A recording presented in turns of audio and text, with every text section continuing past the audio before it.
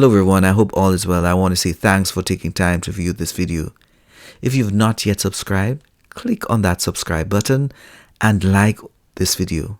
Now, I want to talk about the origins and evolution of Jamaica Obeah man and woman. This is really fascinating. The history of Jamaica includes many fascinating traditions and practices that have shaped our island's rich culture. One such tradition is Obeah, and many people who practice it, they're known as Obeah men and women. They have played a significant role in Jamaica's society for centuries. These spiritual practitioners have a complex history that is both celebrated and controversial, depending on who you talk to. Many people in Jamaica still have their Obeah man at their disposal. They ensure that they make their contact. I guess you can get them on the cellular phone now.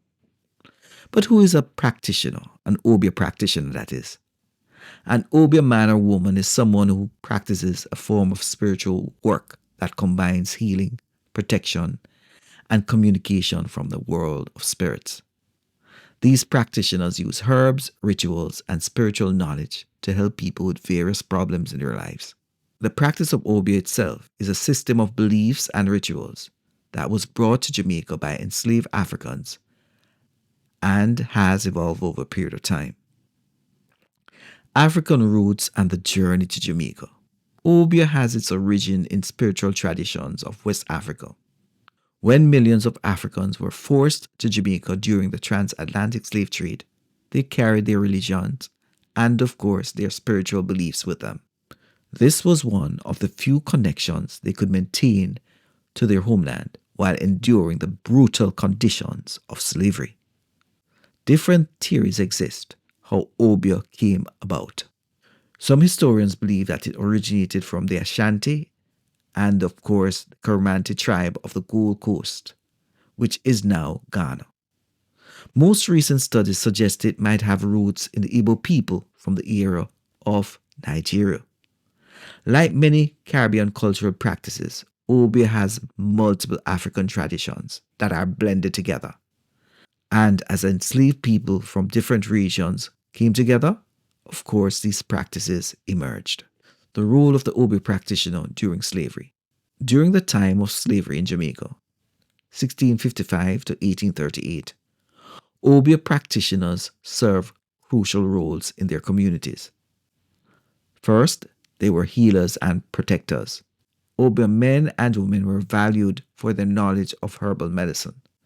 They treated injuries, illnesses at a time when enslaved people had little or no medical care. They also created protective charms to shield people from harm and bad luck. Leaders and resistance. Perhaps the most significant, Obeah practitioners often became leaders who inspired and organized resistance against slavery. Colonial authorities feared their influence so much that in 1760, Jamaica passed a law making Obeah illegal. This happened after an uprising called Tacky's War, where Obeah was used in the war, they say. According to one source, an Obeah practitioner reportedly made a substance that rebels believed would protect them from the bullets. One of the most famous Obeah practitioners in Jamaica's history was Nanny of the Maroons, a woman who led enslaved people to freedom in the 18th century. She established free communities in the mountains and is recognized now as a national hero in Jamaica. But what it takes to become an Obeah man or woman or practitioner, they say.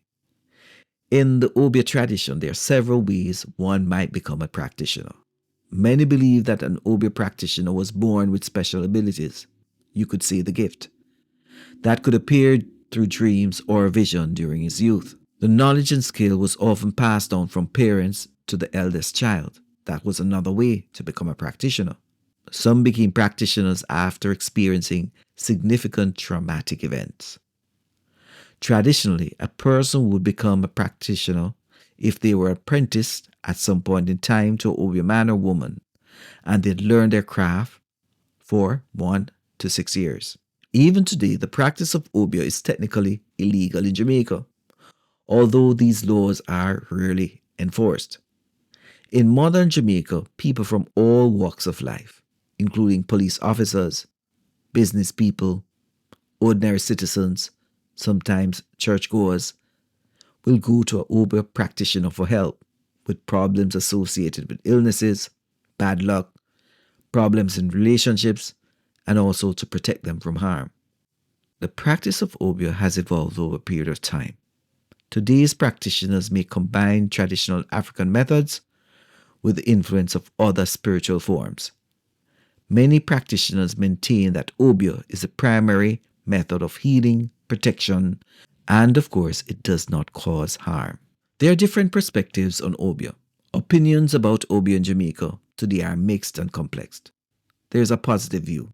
Some see Obeah as an important part of Jamaica's cultural heritage that helped enslaved people survive and resist oppression. Practitioners and their supporters view Obeah as a legitimate spiritual practice that helps people solve problems and connect with the ancestors.